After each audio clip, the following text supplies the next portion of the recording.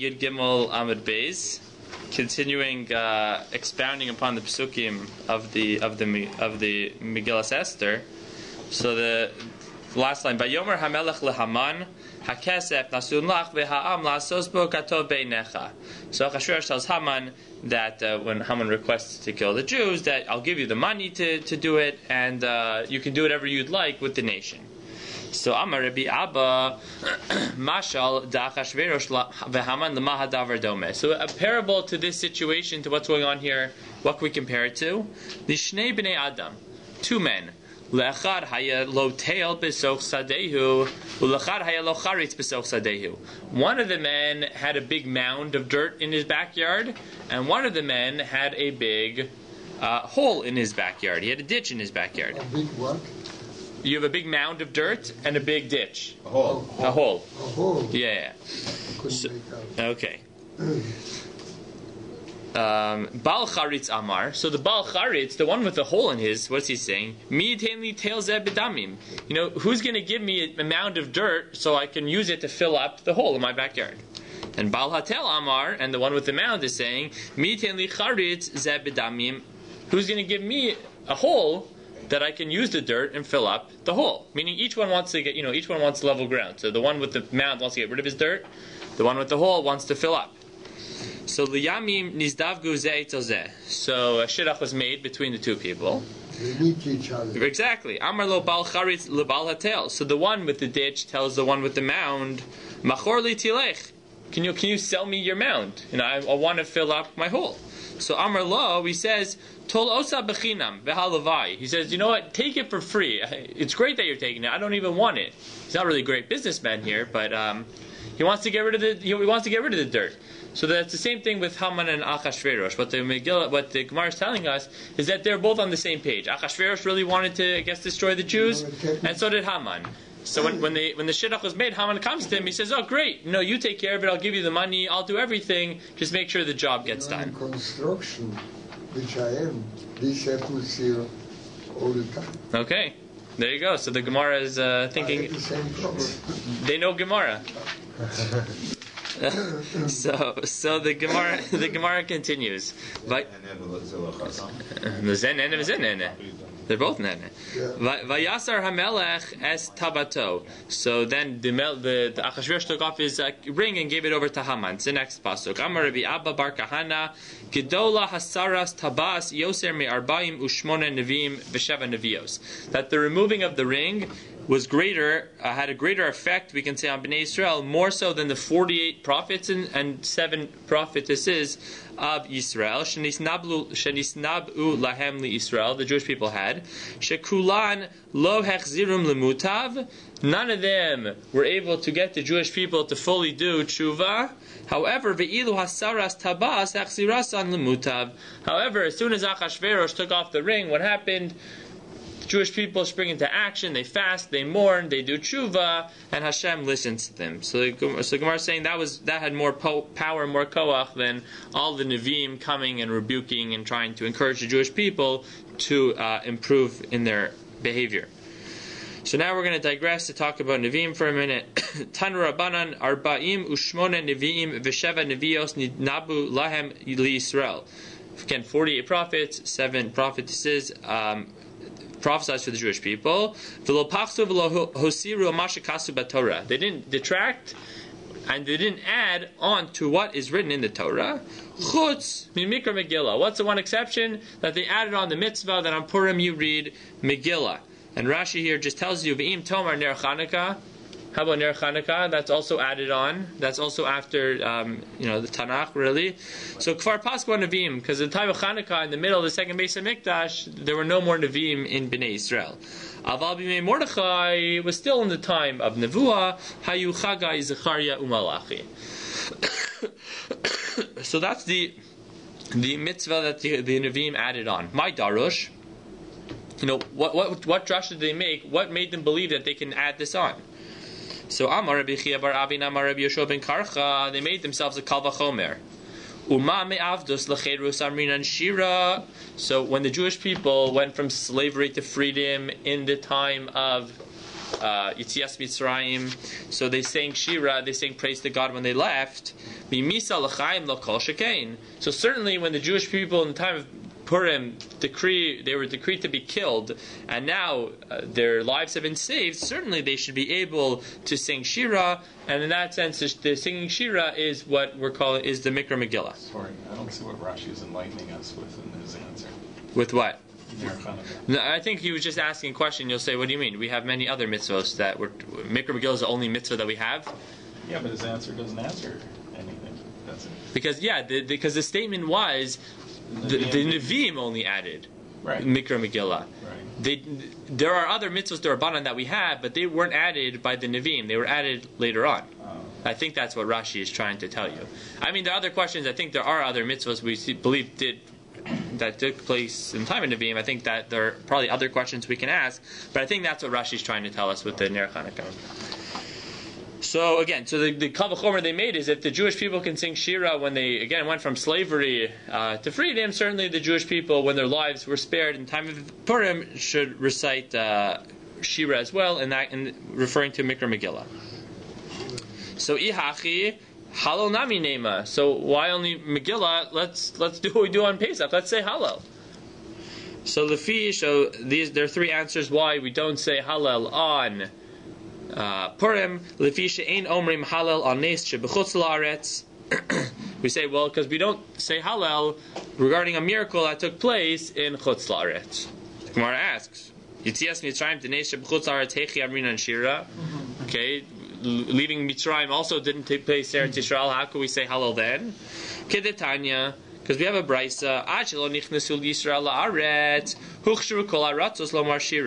before the Jewish people actually entered the land of Israel. So therefore, wherever they were, they can say Shira, they can sing Hallel based on an event that occurred outside.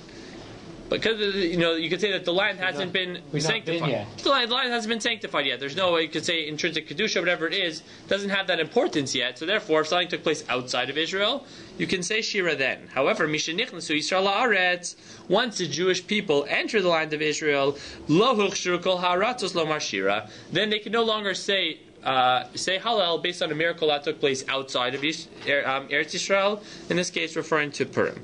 That's answer one, why we don't say Hallel on Purim. Answer two, Rav Nachman Amar Kriyasa Zo Halila. He says no, the Mikra Megillah is the Hallel. We do say Hallel on Purim, but it's not the Hallel that we normally say on the other holidays. The Hallel that we say on Purim is in the form of Megillah. Rava Amar Bishlema Hasam Halalu Avdei Hashem Vilo Avdei Paro. So there, when we talk in Hallel, we say that we should praise, Avdei Hashem, the servants of Hashem. So when it came to Yitzias Mitzrayim, we were the servants, because now we were the servants of Hashem, V'lo Avdei Paro. Ela hacha halu Avdei Hashem, V'lo Avdei Achashverosh. Akati Avdei Achashverosh anan. It's true that the miracle happened, but we weren't really free. We were still under the rule, we were still under the reign of Achashverosh, and for that reason, we don't say Hallel. So obviously, the Gemara is going to talk about differences between the answers. One, the Gemara doesn't mention explicitly, is that according to Rav Nachman, we are saying Hallel. It's just in different form. According to other opinions, we don't say Hallel for other reasons. I think it's the Meiri. I didn't have a chance to look this up before. I think there's maybe the Meiri or another opinion who actually says, if you actually believe that Kriyas Zo Halila, if you don't have a Megillah on Purim, there's a sheet that says that you have to recite Hallel, because the Megillah is your Hallel. If you don't have Megillah, you can't read the Megillah. So then you should recite Hallel instead. So those are the three answers. Now the Gemara continues. The end of the first wide line here. Bein l'Rava, bein l'Rav Nachman, kashya. Right? But according to Rava and Rav Nachman, we have a problem, because v'hatanya, based on the first price that we quoted, Mishenichnasu la'aretz lo huchshru kol haratzos lo marshira. Lomar Shira. So again, because the first answer we said, well, we couldn't say Hallel on a Nes on a miracle that happened outside of Eretz Yisrael, and so that was the principle we set out. According to the second two answers, that's not the issue. The issue is seemingly if the Jewish people, if at the end of the miracle Mordechai was their leader, then they would have said Hallel. Or according to Rav Nachman, they are saying Hallel. So how can they say Hallel if the miracle happened outside of Eretz Yisrael? We just said that you can't say halal if a miracle happens outside Eretz Yisrael? So the Gemara answers, Kevan shegalu chazru lahachshiran harishon. Since they were exiled, they now are permitted to say halal even if something happens outside of Eretz Yisrael. It's almost similar. I don't want to put the same camp to the discussion we had a few DAF ago about Kedusha Rishona, right? Was Kedusha Rishona batel? Was it not batel? I'm not necessarily saying this is related. I mean, this is exactly the same idea, but certainly related. Maybe once the Jewish people left, it's no longer the important Kedusha associated with land of Israel. Maybe now it will be permitted again. Say halal anywhere. No Kedusha to the Eretz Yisrael from Abraham, Yitzchak, Yaakov, and the Shift Yah. No, generally no. We assume only once the Jewish people entered as a nation together, that's really when there's Kedusha associated with the land. So the Gemara continues now. Visu Leika, this is referring to the Nevi'im. That we're saying there are only, right, that's what Rashi says, Nevi'im. There are only 48 Nevi'im, really? We have a pasuk, Ba'aksiv, in the beginning of Shmuel, referring to Elkanah. Vahi ish echad min Ramasayim Tzofim. The Sefer there begins that there was one man from Ramasayim Tzofim. And what's the drasha we make from there? Echad min Masayim Tzofim. He was one of 200 Tzofim. Tzofim is prophet. Shenis nabu lahem li Yisrael. So how can you say only 48? Here we're saying there are 200. So we're saying mihave tuva havu. No, in fact there were many more than 48 Nevi'im. Kidetanya. Harbe Nevi'im amdu lahem li Yisrael. There were many Nevi'im for the Jewish people. Kiflaim kiyotze Mitzrayim. 1.2 million Nevi'im. I don't know if you take that literally or not. But Ella Nevua shehutzrucha ledoros nichteva v'shelo hutzrucha lo nichteva. So we say, no, we have many prophets. However, only 48 are recorded. Why are 48 recorded? Because they have some sort of message for the future generations. Those are written down. The ones that were relevant only to that generation, didn't have any message for future generations, were not written down. Rashi here then goes ahead explaining who the 48 Nevi'im are. We're not going to read through it, but if you want to see who they are, he'll explain. So now, once we quoted this previous pasuk, Vahi ish echad, now we're just going to go on and give several other explanations for what that pasuk means, nothing to do with our discussion on Nevi'im. Rabbi Shmuel bar Nachmani Amar Adam haba mishte ramos shetzofos zo azo. So he explains that the pasuk meaning that there was a man who came from two hills that were looking at each other, so two adjacent hills. That's how he explains Ramasayim Tzofim. Rabbi Chanin Amar Adam haba mipnei Adam she'omdim berumo shel olam. We're referring to a man who was standing on the heights of the world. What's this referring to? Uman ninhu. What does that mean? Bnei Korach. Referring to Elkanah, who descends from Bnei Korach, which I guess makes sense. Korach was a Levi. That's why he was upset at Moshe that he was a Kohen. And we know that Elkanah and Eli, who was his son, well, actually Eli was... his Elkanah's son was Shmuel, not Eli. Shmuel was a Levi as well. So Uman Ninhu, and who was that? Bnei Korach, Dichsiv, because we know Uvnei Korach lo mesu. Psukim say that the sons of Korach didn't die. And then Tana Mishum Rabbeinu, what does that mean? That Makom Nispatzer Lahem Begehenam Ve'amdu Alav. That the Medrash is that the earth swallowed up Korach and his family, but Bnei Korach did Shuvah, and therefore there was some sort of platform that was put for them, so everyone else went to Gehenim, and they were almost able to stand on that, which kept them alive. So that's what we're referring to, Berumo Shel Olam, since he descended for them, and they were able to stand on the heights, because this area was set apart for them to live upon, so they wouldn't die in Gehenim. So that concludes that just short discussion on the first pasuk in Shmuel. Now the Gemara returns to our discussion about the Nevi'im, and specifically the Nevi'os. Sheva Nevi'os Maninu. Who are these 7 prophetesses that we are talking about? So we say Sarah, Miriam, Devorah, Chana, Abigail, Huldah, Esther. The ones we might not know, Devorah was one of the Shoftim. She was one of the judges in Sefer Shoftim. Chana was Shmuel's mother. Abigail was eventually David's wife. Huldah was just a Nevi'ah who lived in the time of towards the end of the first Beis HaMikdash period, and Esther. So Sarah, now we're going to go ahead and prove how we know they were all Nevios. So Sarah, Dichsiv, Avi, Milka, Ve'avi, Yiska. The pasuk talks about, when it mentions, it talks about Avram marrying Sarah, it says that Haran, it was Avram's brother, was the father of Milka and the father of Yiska. Ve'amar Rabbi Yitzchak, Yiska zo Sarah. Yiska was referring to Sarah. Ve'lama nikra shma Yiska. So why do we call her Yiska? Shesachsa beruach hakodesh. She was almost covered. She was anointed, you could say, with the ruach hakodesh, with the heavenly spirit, referring to Nevuah. Shne'emar, as Hashem tells Avram, Kol asher tomar elecha Sarah shema bekola. Anything that Sarah tells you, make sure to listen to her.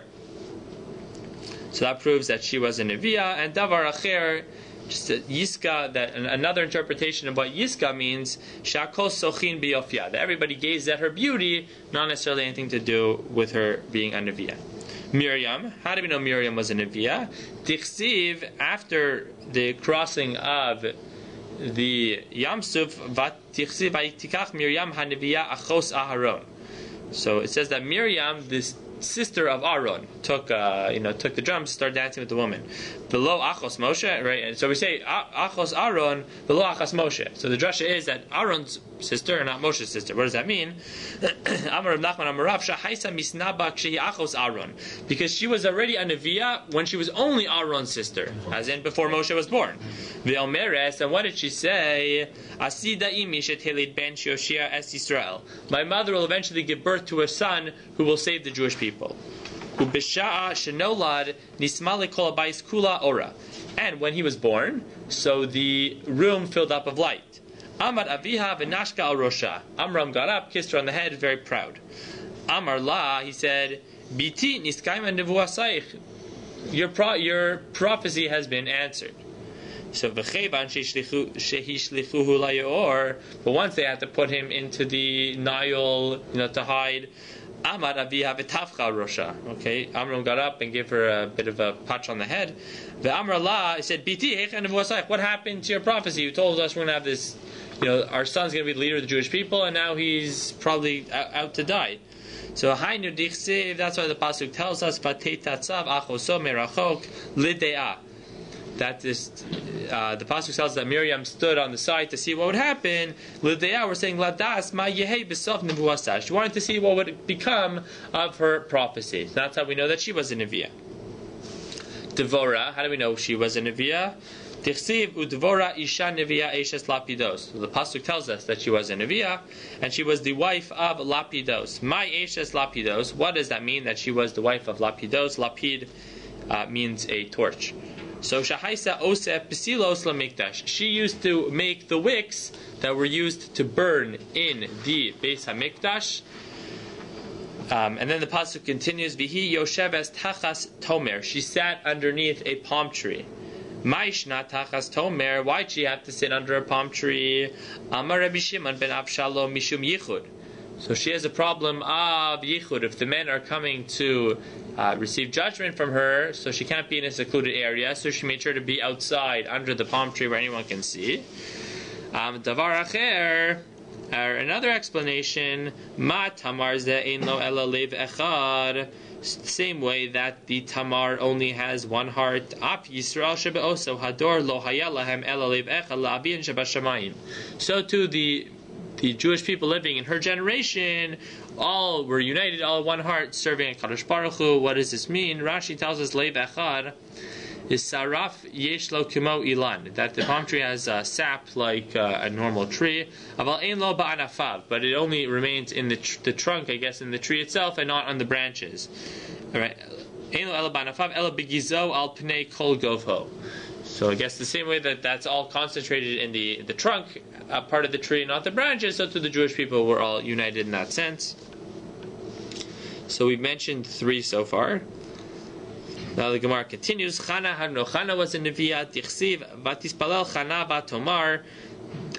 This is after Eli really promises that this is after that Chana gives birth to Shmuel. She was barren for a long time. She finally gave birth. She sings a song. It's the Torah we say on Rosh Hashanah. Batomar Alatz Libi Vashem. I rejoice. My heart rejoices for Hashem. Rama Karni Bahashem. So my Keren means a horn. We'll see it doesn't actually mean that in this case, but that also is exalted to Hashem. So Rama Karni below Rama Pachi. So he uses that the Keren has been elevated, but not the Pach, not the jug. So what's this referring to? David u'Shlomo shenimshechu bekeren, when it refers to the fact that David and Shlomo were anointed as kings. So it says that it uses the word Keren in the pasuk when it talks about the oil. So nimshecha malchusan, therefore their kingdoms lasted, right? They had a long kingdom. But Shaul v'Yehu, Shaul was the first king who lost his kingdom then to David, and Yehu was one of the evil kings of Israel, I think, or Yehuda, I don't remember. Shenim shechu bepach. Yisrael? He was one of the better kings. Okay, so I think he was one who was promised 4 generations. I think he was promised 4 generations. He had 4 generations, and then his kingdom was done. So he was anointed bepach. It says a pach shemen. So lo nimshecha malchusan. So his kingdom did not last and was ended pretty quickly. So this is the nevuah that we're referring to. That how we know Nechana was a neviah. Then the Gemara goes on to expound the next pasuk that she says in her tefillah. Ein kadosh kashem. There's no one as holy, sanctified Hashem, ki ein bieltecha. There's no one like you. So Amar Rav Yehuda bar Menachem al tikrei bieltecha. Don't say nobody like you. Ella levalo secha. Meaning there's nobody who can outlast you. Meaning shelo kimidas hakadosh baruch hu midas basar v'dam. God's ways are very different, obviously, than man. Midas basar v'dam masa yadav mivalinoso. When it comes to man, so if he creates something that will generally outlive him, that will last longer than the person himself, Aval Kadosh Baruch Hu Mevale Maaseh Yadav. He obviously lasts longer than anything that he creates. Ve'ein Sur Kelokenu. The pasuk continues. There is no rock. Sur is often a name used for God, so there's no God like our God. Ein Tzayar Kelokenu. So the drasha we make is there is no artist like God. Adam tsar tsura al gabe hakosel. A man can draw a picture on a wall. But he's not able to give this man a spirit, right? The insides, the organs, intestines, etc. He's able to do that. He's able to create man. That's what he's telling us. So that's 4. Abigail is the 5th. Abigail was married initially to Naval. Naval was a wealthy man who David came to. David was running away from Shaul, came to Naval, wanted food. Naval refused. Then on the way, as David leaves, he encounters Abigail. They have a whole discussion, and the story is Naval dies. David marries Abigail. But here, the pasuk tells us, part of the story, Abigail dichsiv. So how do we know that she was a neviah? The haya hi rocheves al hachamor v'yoredes b'seser hahar. So she was riding on her donkey, descending the mountain. So b'seser hahar. So what does it mean b'seser? Seser is a word of secrecy, right? So the secret part of the mountain. Mystery. Yeah. So here, minhar. It should just said that she was yoredes minahar. Well, what's the extra word? Amar Rabba bar Shmuel. Al iske dam haba min hasesarim. She was asking about blood that comes from the hidden parts of the body, referring to dam nida. That she was coming to show David, or ask David a question, whether she was actually a nida. So nat ladam, she took the blood, v'herasalo, and she showed it to him to see if this was actually dam nida. Amar la, he said to her, v'chimarin dam balayla. Are you allowed to look at nida blood at night? Because you need to be able to see it, use the sunlight to be able to see, is it red, is it the proper shade? Here they're talking about it, in this time period, they're talking about a situation where not even all, there were shades of red that were considered nida blood, and there are other shades that weren't considered nida blood. Now we say all red blood is nida, and now we deal with more the question yellow, brown, and the other colors.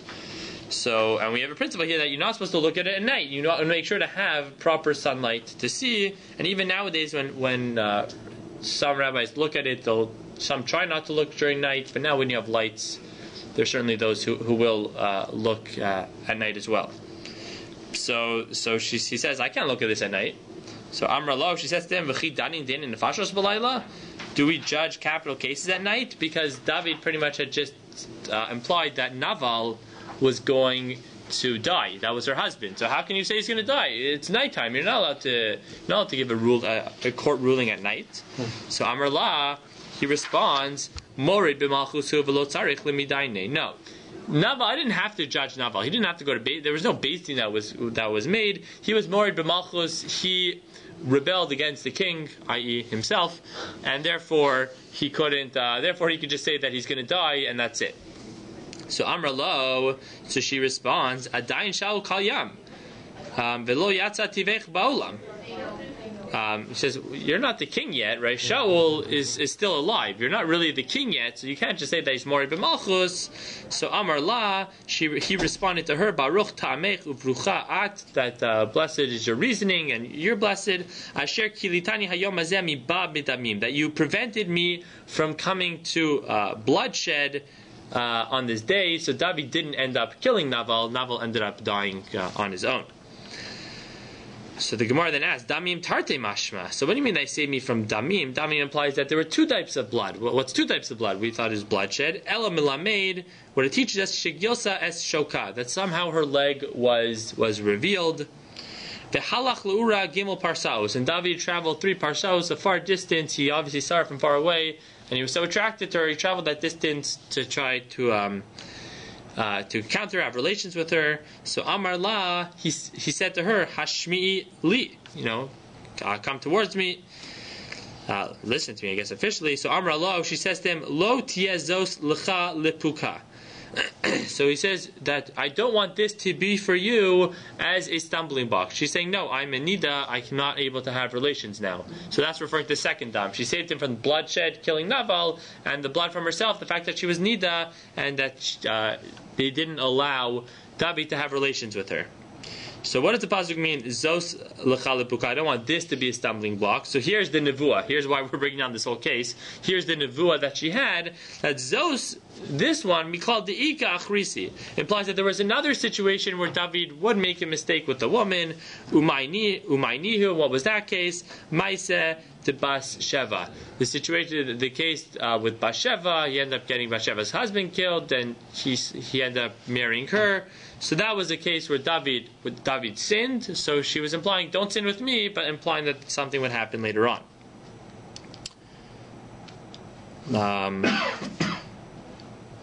Umaskana hachi havai. Right. That's how it continues, and that's what ended up happening. Then the pasuk, then it just continues almost to tell us one of the next psukim in the story between Avigail and David. V'haisa nefesh adoni tzura b'tzura chayim, that David's soul should be bound up in the bounds of life. So it doesn't say that pasuk, just seems to be a quoted pasuk in the story. Then ki havas miftara minei, when they said goodbye to each other, Amra lei, she said to him, Vehetiv Hashem la'adoni, that Hashem should make good for you, David. V'zachart es ama seich, and that you shall remember your maidservant. So what does that mean? Amar Rav Nachman, Hainu de Amri inchi. This is in the quote, 2 adages here, what this is like. Itza behade shuta pilcha, that while a woman is talking, she is able to spin thread. Or Ika de Amri Shapil va'azil bar avza, that when a geese walks, he puts his head down, ve'inayhu mitaifi, but his eyes are looking forward.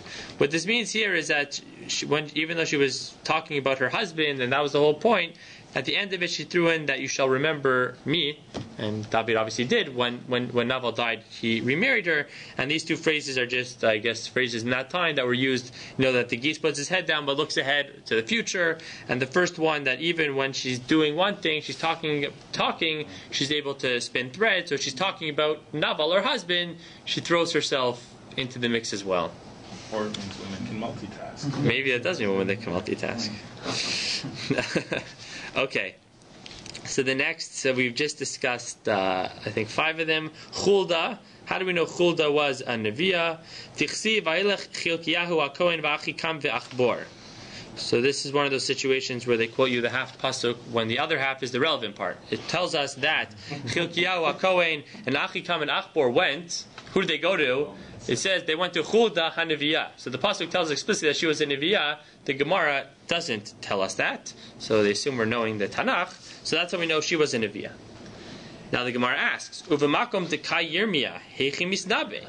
But if Yirmiyahu was born, if Yirmiyahu was alive, then how was she able to give prophecy as well? I guess it's almost intruding, on his territory.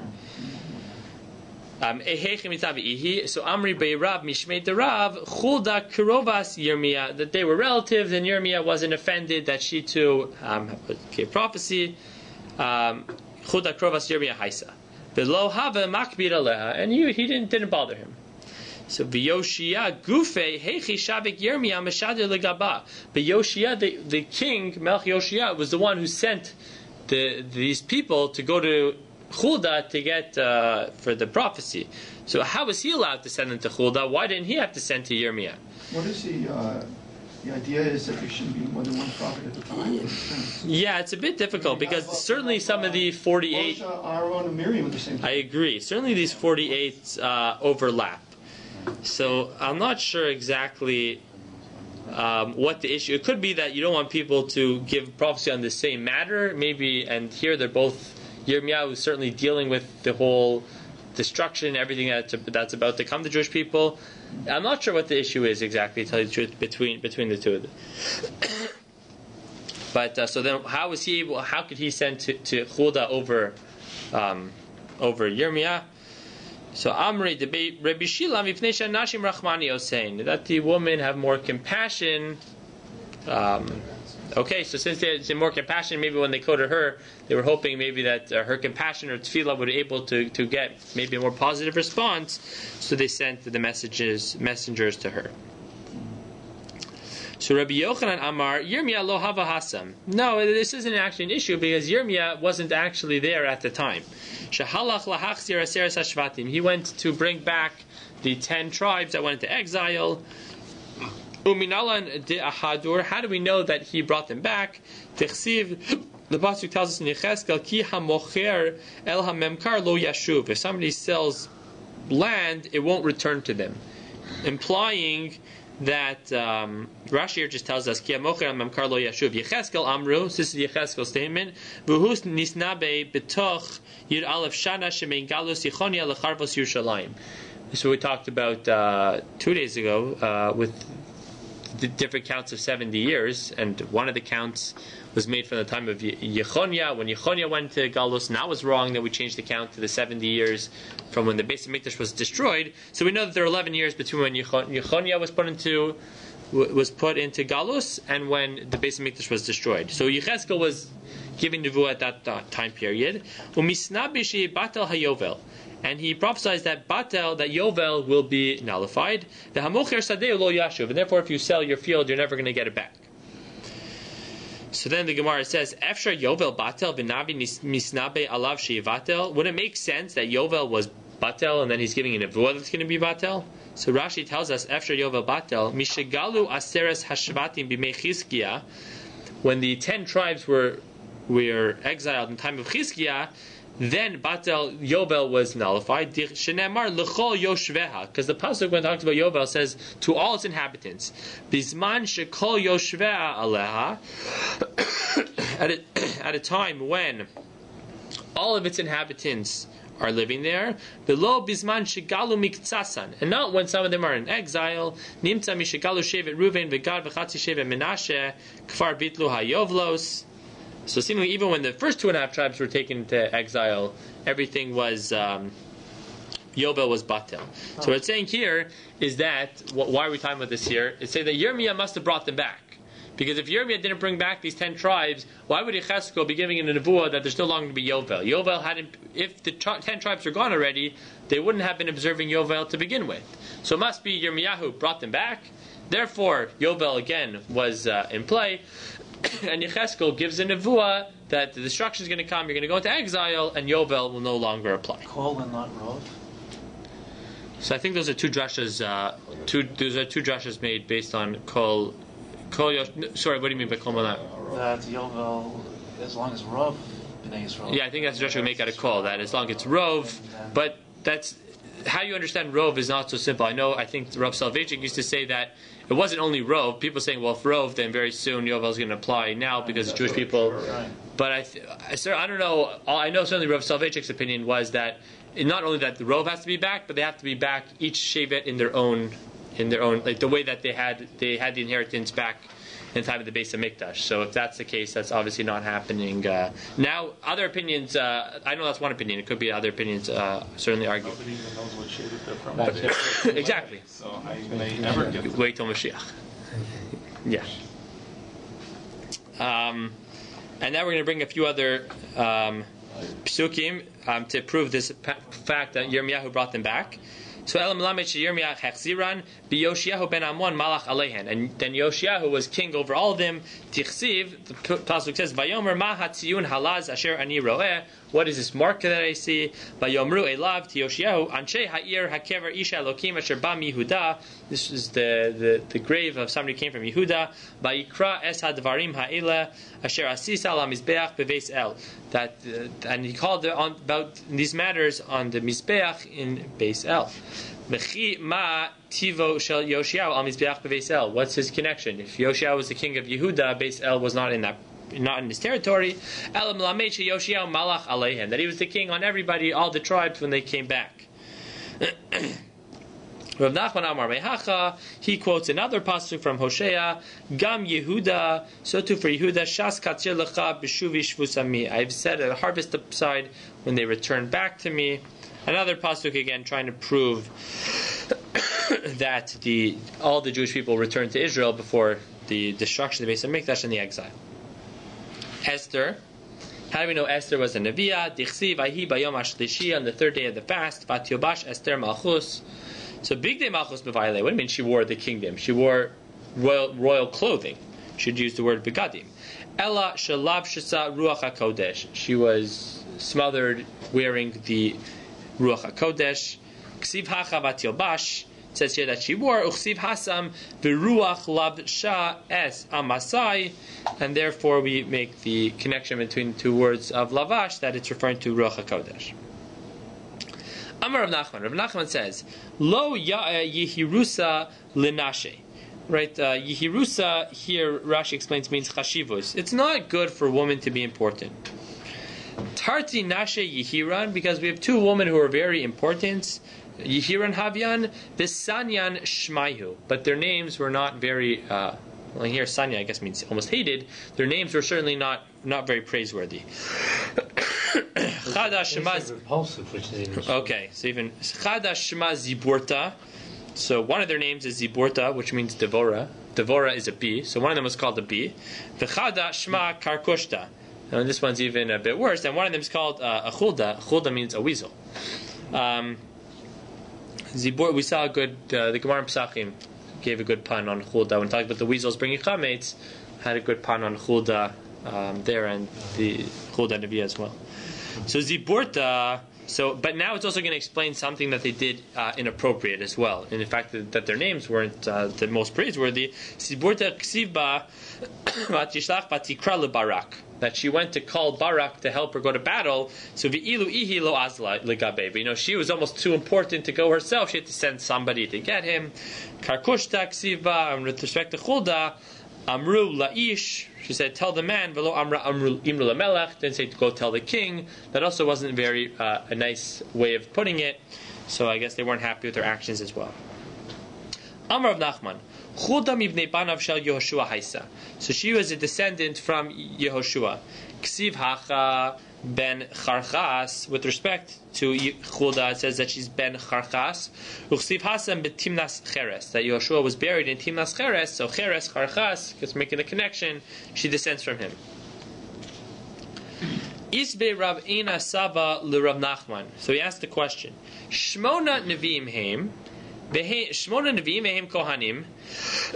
Yatu Merachav Azona. We have 8 Nevi'im who were all Kohanim who descended from Rachav.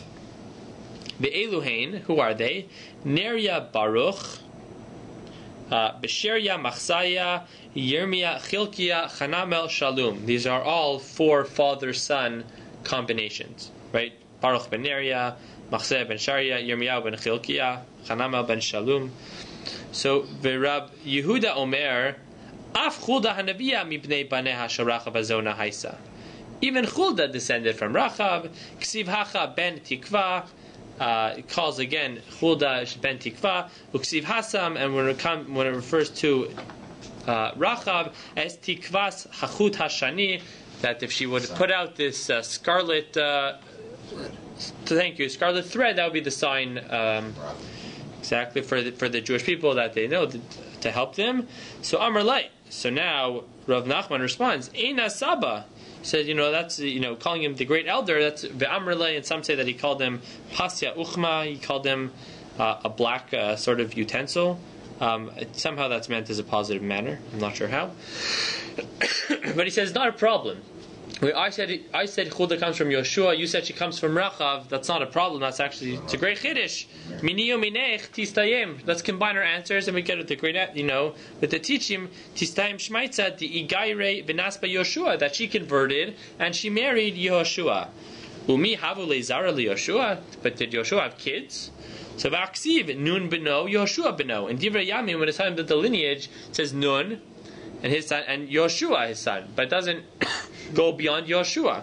So Bani lo havule b'nasan havile. He didn't have sons, but he had daughters. Let's just go on for the next 3 lines. He didn't have sons, but he had daughters.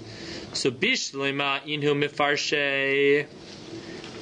So then the Gemara just continues based on this statement. We just quoted those 8 Nevi'im, right? Father, son, they were all Nevi'im.